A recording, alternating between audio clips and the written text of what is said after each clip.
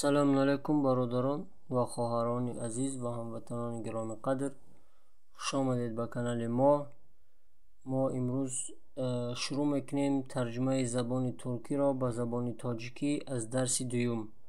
درس اول خیلی که ما شما میدونیم درباره شناخت حرف های ترکی بود. خب کم و بیش درباره حرف ها شناسایی پیدا کردیم. خب درس دوم درباره جمله کلمه بندی است. خب درس دوم سلام و احوال پرسی. سلام و احوال پرسی. سلام سلام. مرحبا سلام. مرحبا ده سلام به معنای سلام است. خب nasılsın چی خیل هستی. nasılsınız چی خیل هستید. صیغه جمع هم استفاده کرده میشه یا اینکه یک نفر هم باشه از ما و شما کلام باشه حرمت احترام براش بگذاریم. ایره ما و شما میتونیم بگیم که nasılsınız یعنی بعد حرف نه حرف ای صداناک و ز. nasılsınız چی خیل هستید. خب günaydın günaydın. صبح بخیر. iyi günler روز بخیر. iyi geceler شب بخیر یا اینکه شب خوش. bey مرد bayan zan. teşekkür ederim rahmet teşekkür. sağ olun selamet باشید. ben man sen tu u vay. biz ما siz شما. onlar آنها. خب buyurun مرحمت. rica ederim نمی‌ارزد برای جوابی رحمت. چای چای خیلی که ما و شما چای میگیم و ترکی چای یعنی چای میشود. خب konuşma اینجا konuşma به معنای چی است؟ صحبت. خب اینجا ما کلمه ها رو یک تا فهمیدیم. مثلا سلام گفتن و در اینجا میگه صحبت میگه یعنی که قطع یک نفر چه خیلی صحبت میکنیم با زبان ترکی. مرحبا سلام iyi günler روز بخیر. nasılsınız چه خیل هستید. teşekkür ederim iyiyim یعنی یک نفر برای ما و شما میپرسه که nasılsınız ما و شما در جواب میگیم که teşekkür ederim iyiyim یعنی رحمت خوبم. نغز رحمت. خوش geldiniz خوش آمدید. خوش bulduk سلامت باشید در جوابی خوش آمدید. یک نفر برای ما و شما خانهش میریم یا که یک جو نشسته است میریم پیشش نزدیکش میریم برای ما و شما یعنی سلام علیک کردیم یعنی مرحبا nasılsınız iyi günler falan. بعد برای ما و شما میگه که خوش geldiniz یعنی خوش آمدید. ما و شما این کلمه را در یک آدم از خانه ما رفتن یا که از نزد ما رفتن او را میگیمش که خوش آمدید. یکی در زبان ترکی یک نفر خانه میاد در آمدنش میگویش که خوش geldiniz خوش geldiniz. او را در جواب چی میگه؟ خوش bulduk سلامت باشید در جواب خوش geldiniz. içeri buyurun lütfen. مرحمت به درون درآیید یعنی اینجا لطفاً معنای لغتیش معنای لغوی همین لطفاً التماس می شود. یعنی اگر ما و شما در صحبت ایره که یعنی صحبت کردیم در معامله ایره یعنی التماس نمیفهمیم مرحمت به درون درآیید. خب اینجا چی میگه؟ Çok sağ olun. Ayşe Hanım'la görüşmek istiyorum. خب تشکر خانم آیشه را دیدن میخواستم. یعنی çok sağ olun. خیلی که ما و شما در اینجا گفتیم معنای لغویش çok sağ olun یعنی بسیار رحمت می شود. ما و شما در اینجا ترجمهش میکنیم تشکر یعنی çok rahmet. از çok rahmet گفتن تشکر بگیم خوبتر است. یعنی رحمت زیاد بگیم. از رحمت زیاد گفتن تشکر یعنی کالتهک با معنای همو قطعی بفهمیمش خوب است. تشکر خانم آیشه را دیدن میخواستم. Ayşe Hanım yok. Hanım Ayşe نیست. Biraz sonra gelecek. Kamtar بعد می آید. Çay içer misin? Çay içer misiniz? Çay menuşet. Zahmet olmasa alırım. Teşviş نباشد مایلش. Alırım yani iyice نوشته ki zahmet olmasa alırım.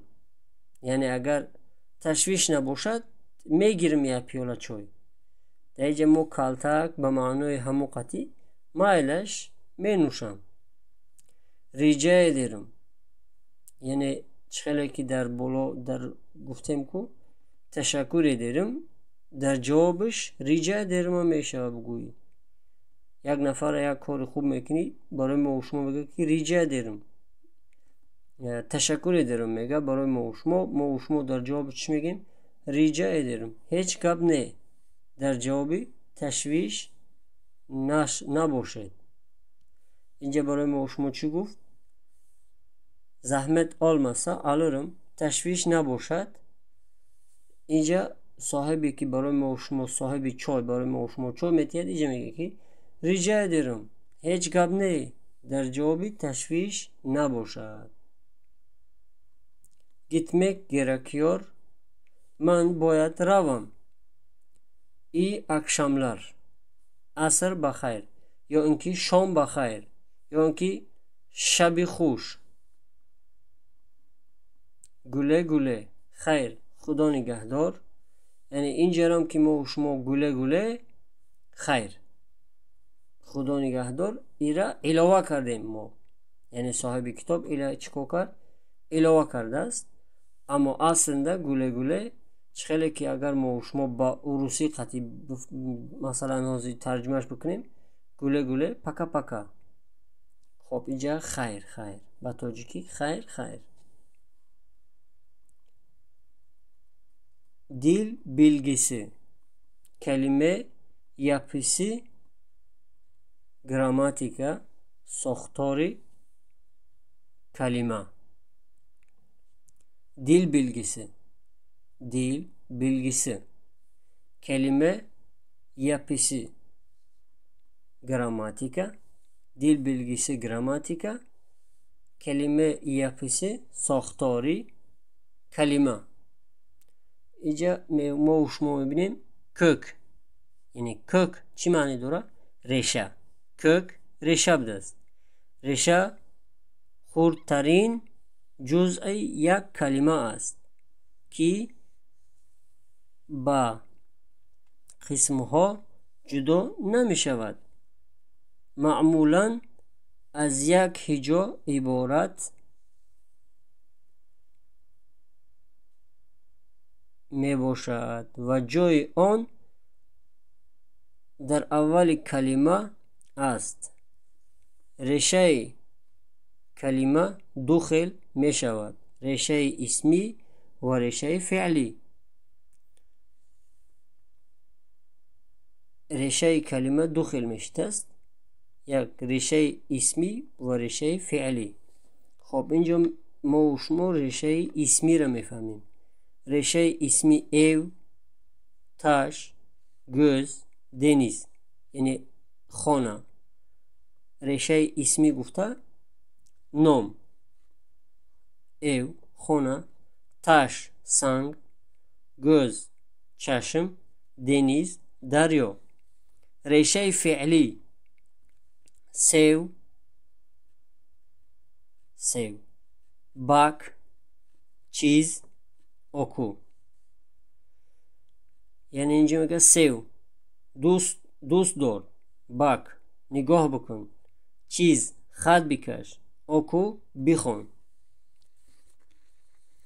بعضی کلمه ها می توانند هم ریشه اسمی و هم ریشه فعلی داشته باشند.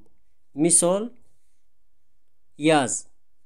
اینجا که ما و شما میبینیم یاز نوشتگی است. یاز تابستان نوشتن. خب این بود بعضی کلمه هایی که هم ریشه اسمی دارن هم ریشه فعلی. مثلا یاز تابستان نوشتن. تابستان ریشه اسم است، نوشتن ریشه فعل است. اچ گرسنه باز کردن. گرسنه ریشه اسم، باز کردن ریشه فعل. در زبان ترکی پسوند را اک میگویند. در زبان ترکی پسوند را اک میگویند. مثال دیگر زبان ها در زبان ترکی نیز با علاوه کردن پسوند ها بر ریشه اسم یا بر ریشه فعل کلمه های نو با معناهای گوناگون ساخته می شود. با معناهای گوناگون ساخته می شود. مثلا اینجا ما و شما میبینیم göz. göz ریشه است. لوک پسوند. جمعش کردیم چی شد؟ göz لوک. کلمه نو. gözlük معنیش چی بوده است؟ عینک. ما و شما اچکی میگیم. در یعنی حرف های کوچگی ما و شما ایرا میگیم که اچکی، عینک. göz چشم. gözlük عینک. اچ ریشه ت پسوند. اچ ت. اینجا چی شد؟ اچ ت. اچ کشو. açtı او کشود. açtı. یک نفر میگه که او کشود. açtı او کشود. خب اینجا میگذاریم با این شهیز زمیرleri. جانشین‌های شخصی. جانشین‌ها در جمله با جای اسم، صفت و شماره می آیند. جانشین‌های شخصی با جای اسم می آیند. ben، من. sen، تو. او، vay، او. biz، ما. siz، شما. onlar، آنها. اینجا همه کلمه یعنی خواندش در اینجا چی شد؟ ben yazdım. این فعل است. yazdım فعل است. یعنی من کردم. من yani yazdım. من نوشتم. ben yazdım. من نوشتم. sen yazdın. در جای میم نه میاری. در جای م نه میاری میمونی. sen yazdın. Yani تو نوشتی. o yazdı. O yazdı. U vay نوشت. biz yazdık. Mo نوشتیم. siz yazdınız. Şumo نوشتید. onlar yazdılar. Onha نوشتند. خب این اگر دقت بتیم و شما ben yazdım از sen yazdın چی فرقیت داره؟ فرقیتش همی است که در اینجا م است، در اینجا نه است. ben yazdım yani من نوشتم. sen yazdın تو نوشتی. در اینجا او yazdı. Yani o adam navişt. O adam navişt. Yani ki falan adam navişt. Yazdı. Ba'da harfi d harfi i sadonok mu ya? I sadonok. Yazdı. همین خیلی در اینجا همین خیلی تقسیم میکنیم با جای حرف میم در اینجا صیغه یعنی یک نفر است در اینجا می است در اینجا یک نفر دیگر است مخاطب است نه اومده است در اینجا جمع یعنی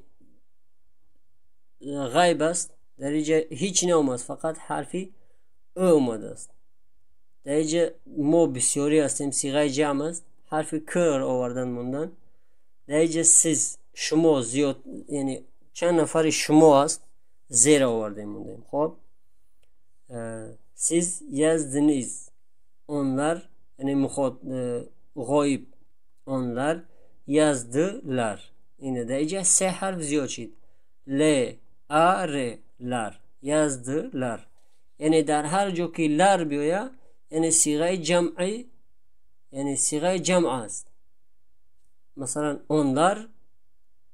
onlar آدم هایی که نیستند نزدیم onlar یک صیغه جمع یک چند نفر هم میفهماند یا اینکه بیلر مثلا مردها یا اینکه گنجلر جوانها این لر گفته یک صیغه جمع هم میفهماند برای ما و شما خب مشق این مشق خیلی که ما و شما در مکتب میخوندیم برای ما و شما وظیفه خانگی میدادن همین مشق همون مشق است مشق ریشه ها و کلمه ها را معین کنید یعنی ریشه ها و کلمه ها را معین کنید یعنی این مثال ها را چکار کنید کار بکنید خطون کلمه در جوابش درجه به فارسی می نویسی که چی معنا دارد vardır درجه می نویسی چی است yoktur درجه اینه می نویسی همین خیل کار میکنی خب açtı gözlük همین خیل یارم می نویسی کار میکنی خب اینجا را میبینیم در اخیر درسی دوم چی نوشته است atasözü ضربul masal ما و شما ضربul masal میگیم با ترکی همین ضربul masal چی بوده است atasözü خب acele işe şeytan karışır acele işe şeytan karışır kori sarosema ba acala az şeytan ast kori yani kori sarosema bu acala az şeytan ast این بود درسی زبانی ترکی با زبانی تاجیکی درس دوم این درس به پایان رسید انشاءالله خوب ایره برادران و خواهران عزیز گوش بکنیم و دفترامون روچکامون بگیریم این درس نوشته بکنیم از خود بکنیم ویدیو را به دیگران روان بکنیم